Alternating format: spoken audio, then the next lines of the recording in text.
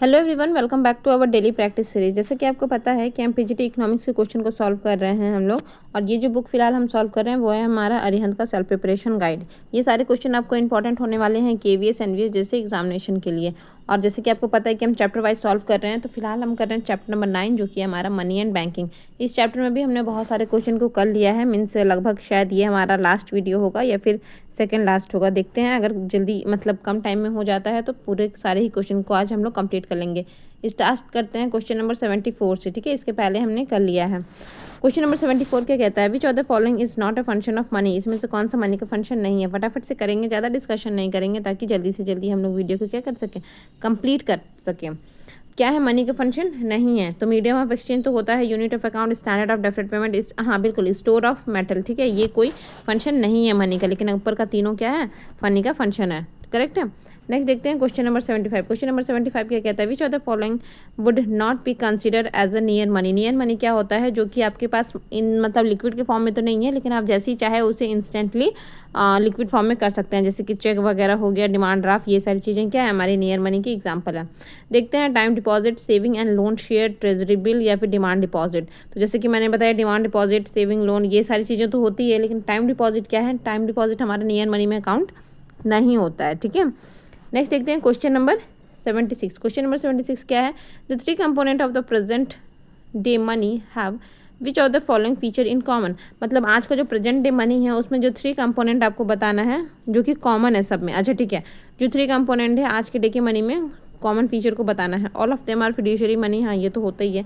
None of them is fiduciary money, all of them are legal tender, none of them is, नहीं legal tender सब नहीं होता है, ठीक है। जैसे कि अगर हम लोग बात करें all of them are fiduciary money, option number 1 के साथ जाएंगे, ठीक है। नेक्स्ट देखते हैं फिड्यूशियरी मनी के एग्जाम्पल आप मुझे कमेंट में बताइएगा। क्वेश्चन नंबर 77 देखते हैं, the fiat money refer to the legal money. Simply ना, फेट मनी क्या है, लीगल मनी है। नेक्स्ट देखते हैं question number 78, in reality money supply is, money supply कैसा है, एक्सोजीनियस है या फिर इंडोजीनियस है। तो यहाँ पर दोनों ही हैं, एक्सोजीनियस और इंडोजीनियस, ठीक है। यानी कि आरबीआई जो कमर्शियल बैंक के साथ रिलेशन रखता है उसमें इनडायरेक्टली पब्लिक का तो इन्वॉल्वमेंट नहीं होता है, लेकिन फिर भी वो मनी सप्लाई में काउंट होती है। और ऐसा मनी सप्लाई है, मीन्स ऐसी लिक्विडिटी है जो कि आरबीआई कमर्शियल बैंक और पब्लिक के बीच में होती है, ठीक है। तो दोनों टाइप की मनी सप्लाई, तो दोनों ही क्या है, मनी सप्लाई का पार्ट है, ठीक है। या इसका मतलब एक्सोजीनियस इंडोजीनियस दोनों ही मनी सप्लाई हैं, ठीक है। नेक्स्ट देखते हैं क्वेश्चन नंबर 79। क्वेश्चन नंबर 79 क्या कहता है, which of the following is a function of money. इसमें से मनी का फंक्शन कौन सा है, medium of exchange, store of value, transfer of value या फिर ऑल ऑफ। तो बिल्कुल यहाँ पर ऑल ऑफ द अबव है ना, मीडियम ऑफ एक्सचेंज भी है, स्टोर ऑफ वैल्यू भी है और ट्रांसफर ऑफ वैल्यू भी है। नेक्स्ट देखते हैं क्वेश्चन नंबर 80 क्या कहता है, एक मिनट। क्वेश्चन नंबर 80 है, if high powered money increase by 10% than money supply will increase by. High powered money अगर आपका 10% बढ़ जाएगा तो आप मनी सप्लाई क्या करेंगे, जाहिर सी बात है आपके हाथ में जितना ज़्यादा पैसा आएगा आप उतना ज़्यादा क्या करेंगे, और खर्च करना चाहेंगे, ठीक है। तो यहाँ पर जो हमारा मनी सप्लाई है ये क्या हो जाएगा, मोर देन 10%, ठीक है। 10% से हमारा बढ़ जाएगा। नेक्स्ट देखते हैं क्वेश्चन नंबर 81। क्वेश्चन नंबर 81 क्या कहता है, coins are issue by, coins कौन इशू करते हैं, तो ये फाइनेंस मिनिस्ट्री के द्वारा किया जाता है। देखते हैं RBI, central government, local government, state government. तो फाइनेंस मिनिस्ट्री नहीं दिया हुआ है तो हम सेंट्रल गवर्नमेंट के साथ जाते हैं, ठीक है, ऑप्शन नंबर 2। नेक्स्ट है क्वेश्चन नंबर 82। क्वेश्चन नंबर 82 क्या कहता है, increase in the velocity of money will lead to, ठीक है। वेलोसिटी ऑफ मनी यानी कि जो मनी की वेलोसिटी है वो इंक्रीज कर रही है, मीन्स मनी क्या है, एक हाथ से दूसरे हाथ में कितनी स्पीड से जा रही है, ठीक है, मीन्स बहुत ज़्यादा बढ़ गई है, ठीक है, इंक्रीज हो गया वेलोसिटी उसकी। इसके कारण से क्या होगा, increase in money supply, increase in price level, increase in real national income या फिर नन ऑफ दी अबव। तो इससे क्या हो रहा है ना कि मनी सप्लाई क्या हो रही है, मनी सप्लाई तो उतनी ही है, बस उसका क्या हो जा रहा है कि एक्सचेंज बहुत स्पीड में हो रहा है। इसके कारण से क्या देखने को मिल रहा है हमें कि जो प्राइस लेवल है वो क्या हो गया है, अप हो चुका है, ठीक है। तो increase in price level, question number 2। Next देखते हैं क्वेश्चन नंबर 83। क्वेश्चन नंबर 83 क्या कहता है, system where minimum gold reserve is fixed by law is called. यानी कि वैसा सिस्टम जहाँ पर मिनिमम गोल्ड रिजर्व रखा जाता है, फिक्स्ड है ना, उसे क्या कहते हैं, proportional reserve system, minimum gold reserve system, simple deposit या फिर बोनस। तो मिनिमम गोल्ड रिजर्व सिस्टम, और हमारे यहाँ इंडिया पर भी यही सिस्टम चलता है। नेक्स्ट देखते हैं क्वेश्चन नंबर 84। क्वेश्चन नंबर 84 है, while issuing bill of exchange bank earn through. Bill of exchange जो इशू करती है बैंक, उसमें कैसे वो मतलब अर्न करती है, ठीक है, कैसे वो अर्न करती है। तो बिल ऑफ एक्सचेंज क्या होता है? बिल ऑफ एक्सचेंज का मतलब हो गया है कि जब प्राइस है, ठीक है, वो कब इशू करती है? जब जैसे कि मान लीजिए 500 का, ठीक है, जो बिल ऑफ एक्सचेंज है वो 500 का है, लेकिन वो आपको कब दे रही है? वो दे रही है कि चलो आ जाओ 495 में ले लो, मीन्स वो डिस्काउंट में दे रही है, लेकिन वो आपको देगी कब? तो जब वो मैच्योर हो जाएगा। लेकिन मैच्योर होने के लिए आपको 1 साल 2 साल में जो भी टाइम पीरियड है उस टाइम पीरियड तक आपको उसको होल्ड में रखना है, तो फिर आपको मिलेगा यहाँ पर 502 रुपये, ठीक है। तो ये इसमें कैसे इनकम हो रहा है बैंक का? तो वो कैसे दे रही है, कैसे बिल ऑफ एक्सचेंज इशू कर रही है? बाय द डिस्काउंट, ठीक है, डिस्काउंट दे के वो इशू कर रही है। ऑप्शन क्या है? इंटरेस्ट, डिविडेंड, डिस्काउंट, बिल्कुल ऑप्शन नंबर 3 के साथ जाएंगे, that is the discount. Next देखते हैं क्वेश्चन नंबर 85। क्वेश्चन नंबर 85 क्या कहता है? Inflationary expectation will lead to, जो इन्फ्लेशनरी एक्सपेक्टेशन है, ठीक है, यानी कि आपको लग रहा है कि इन्फ्लेशन आने वाली है, इसके कारण से क्या होगा? Rise in the velocity of money, velocity of money बढ़ जाएगी। क्यों बढ़ जाएगी? नहीं, ठीक है, बढ़ेगी क्यों? क्योंकि पता है कि इन्फ्लेशन आने वाला है, तो वेलोसिटी ऑफ मनी क्या हो जाएगी? कम हो जाएगी, fall in the velocity of money, ठीक है। अब लोग नेक्स्ट देखते हैं क्वेश्चन नंबर 86। क्वेश्चन नंबर 86 है increase in the monetary deficit will lead to increase in monetary deficit. Monetary deficit हमारा क्या हो गया है? बढ़ गया है, जिसके कारण से क्या होगा? अच्छा, will lead to increase in money demand, high power money saving या फिर एक्सपोर्ट। तो यहाँ पर क्या बोल रहा है? Lead to increase in, lead to increase in का क्या मतलब हो गया कि अब क्या इंक्रीज होने वाला है, डेफिसिट हो गया है ना, तो इसके कारण से हाई पावर मनी क्या हो जाएगी? हमारी इंक्रीज कर जाएगी, ठीक है। नेक्स्ट देखते हैं question number 87। Post office saving deposit is the part of, post office saving किसका पार्ट है? तो M2 का पार्ट है, ठीक है। M3 में क्या है? टाइम डिपॉजिट है, और M1 क्या है? हमारा जो लिक्विड है, ठीक है, करेंट मतलब डिमांड डिपॉजिट और लिक्विड फॉर्म कैश कॉइन, ये सारी चीज़ें। क्वेश्चन नंबर 88 है deposit multiplier is equal to, deposit multiplier किसके इक्वल होता है? तो डिपॉजिट मल्टीप्लायर का मतलब होता है basically money multiplier. Initial deposit divided by cash ratio, money supply divided by cash ratio, initial deposit divided by the cash reserve ratio, बिल्कुल cash reserve ratio, ठीक है। 1/CRR भी इसको बोलते हैं हम लोग। ये हो गया हमारा initial deposit divided by the cash reserve ratio, ये किसका फॉर्मूला है? तो ये हो गया हमारा डिपॉजिट मल्टीप्लायर का। नेक्स्ट देखते हैं क्वेश्चन नंबर 89। क्वेश्चन नंबर 89 क्या कहता है? Credit ratio is equal to, credit ratio is equal to, ठीक है, ये क्या हो गया हमारा? Initial deposit divided by the cash ratio, investment ratio divided by saving, credit divided by the cash, हाँ बिल्कुल, ये क्या हो जाएगा हमारा? Credit divided by the cash reserve ratio, ठीक है। क्रेडिट रेशियो क्या होता है कि, और डिपॉजिट मल्टीप्लाई मीन्स, अगर मैं बेसिकली बताऊं तो डिपॉजिट मल्टीप्लाई और क्रेडिट मल्टीप्लायर में क्या होता है कि जो डिपॉजिट मल्टीप्लायर होता है वो होता है कि जो भी डिपॉजिट है वो कितना मल्टीपल टाइम हो रहा है उसको कैलकुलेट किया जाता है। लेकिन क्रेडिट मल्टीप्लायर क्या होता है? एकदम बेसिक सा ही डिफरेंस है, माइन्यूट सा, ठीक है। तो यहाँ पर अगर हम लोग बात करें क्रेडिट मल्टीप्लायर की, तो क्रेडिट मल्टीप्लायर होता है कि लोन देकर कितना अर्न कर रही है बैंक, इसे हम लोग बोल रहे हैं क्रेडिट मल्टीप्लायर, ठीक है। चलिए नेक्स्ट देखते हैं क्वेश्चन नंबर 89 के बाद 90 से 95। अच्छा, ये जो क्वेश्चन है ये थोड़ा सा न्यूमेरिकल क्वेश्चन है और 5 क्वेश्चन इसमें इंक्लूडेड है। तो मैंने सोचा है कि पहले इस टॉपिक के बारे में थोड़ा सा बता दूं, देन आफ्टर यहाँ पर हम लोग 5 क्वेश्चन को इंक्लूड कर लूँगी मैं, ठीक है, जब इस टॉपिक को पढ़ेंगे हम लोग। अभी हम लोग क्वेश्चन सॉल्व कर लेते हैं क्योंकि फिर बहुत ज़्यादा टाइम टेकन भी हो जाएगा। क्वेश्चन नंबर 96 देखते हैं। As compare to the money multiplier credit multiplier is, as compare to money multiplier जो क्रेडिट मल्टीप्लायर होता है वो क्या होगा? तो जाहिर सी बात है मनी मल्टीप्लायर के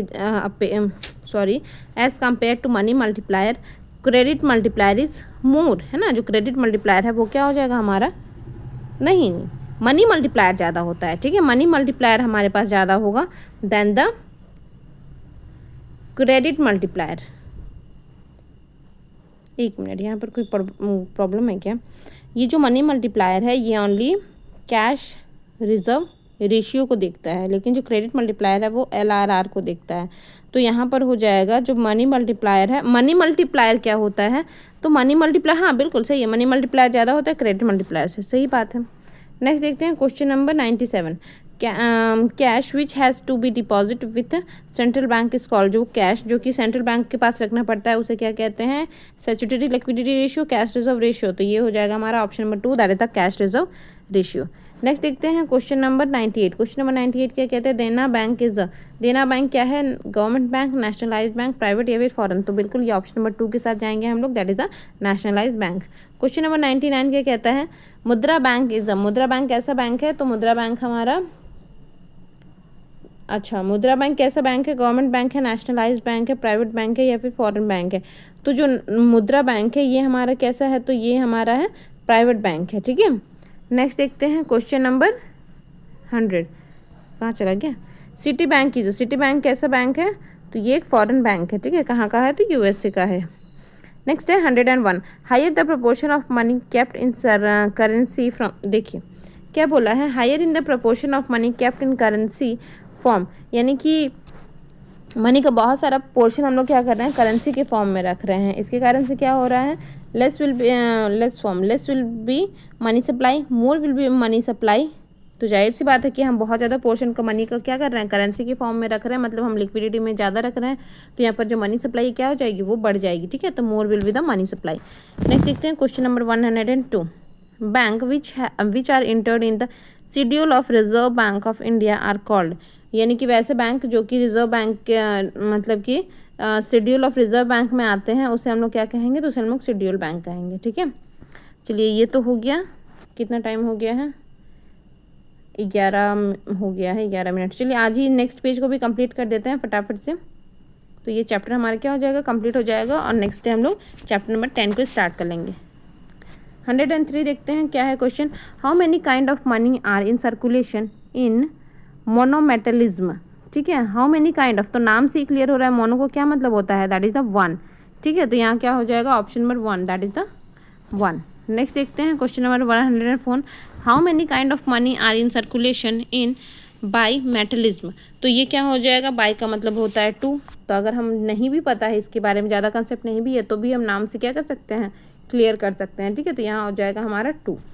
नेक्स्ट देखते हैं क्वेश्चन नंबर 105, थोड़ा सा छोटा कर देती हूँ।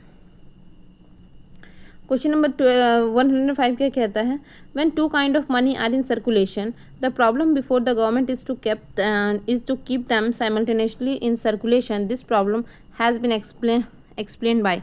तो ये जो प्रॉब्लम है, यानी कि कौन सा प्रॉब्लम, तो जो मनी है, तो यहाँ पर क्या है कि 2 काइंड ऑफ मनी है, और दोनों क्या चाहती है गवर्नमेंट की, दोनों ही साइमल्टेनियसली क्या रहे, सर्कुलेशन में बने रहे। तो ये जो प्रॉब्लम होगा गवर्नमेंट को, इसको ये जो एक्सप्लेन किया गया है प्रॉब्लम को, is explain by Say's law, demand law, Gresham law या फिर सप्लाई लॉ। तो बिल्कुल यहाँ पर क्या हो जाएगा, ग्रेशम लॉ क्या कहता है कि जो बैड मनी है वो क्या करती है, गुड मनी को रिप्लेस करती है, ठीक है। नेक्स्ट देखते हैं क्वेश्चन नंबर 106। 106 क्या कहता है, हाई पावर्ड मनी और monetary base represent total liabilities of RBI, total assets of RBI, total liabilities of government या फिर total assets of government. High power का मनी का मतलब हो गया है कि जो इन हैंड है लोगों के पास, ठीक है। तो ये क्या है, ये आरबीआई की अगर हम लोग बात करें तो टोटल लाइबिलिटीज़ है, ठीक है। नेक्स्ट देखते हैं क्वेश्चन नंबर 107। ये क्या है, the credit creation power of commercial bank will increase if, जो क्रेडिट क्रिएशन क्या हो जाएगा, बढ़ जाएगा कमर्शियल बैंक का, अगर एसएलआर क्या हो जाएगा, कम रहेगा। बिल्कुल सही बात है, सीआरआर, हाँ बिल्कुल, अगर ये दोनों कम रहेगा तो लोग मतलब बैंक ज़्यादा से ज़्यादा लोन दे पाएगी, ज़्यादा से ज़्यादा लोन दे पाएगी, तो जो कमर्शियल बैंक का क्रेडिट क्रिएशन का पावर है वो क्या होगा, इंक्रीज करेगा, ठीक है। नेक्स्ट देखते हैं 107 के बाद 108 क्या है नेक्स्ट क्वेश्चन हमारा, which major of money supply focus on the store of value function of the money. क्या है, which major of the money supply focus on the store of value function of the money. Store of value function of money यानी कि आप store करके रख रहे हैं, ठीक है। मनी को आप क्या कर रहे हैं, इसमें कौन सा फंक्शन अप्लाई हो रहा है मनी का, तो आप उसको स्टोर करके रख पा रहे हैं। तो जैसे कि आपको पता है कि हम अगर M3 में अगर हम लोग जाएंगे तो यहाँ पर हम लोग क्या करेंगे, टाइम डिपॉजिट के फॉर्म में रख सकते हैं। तो यहाँ पर इसका बेहतरीन एग्जाम्पल है, ये इसका कौन सा फंक्शन है, तो स्टोर ऑफ वैल्यू, ठीक है।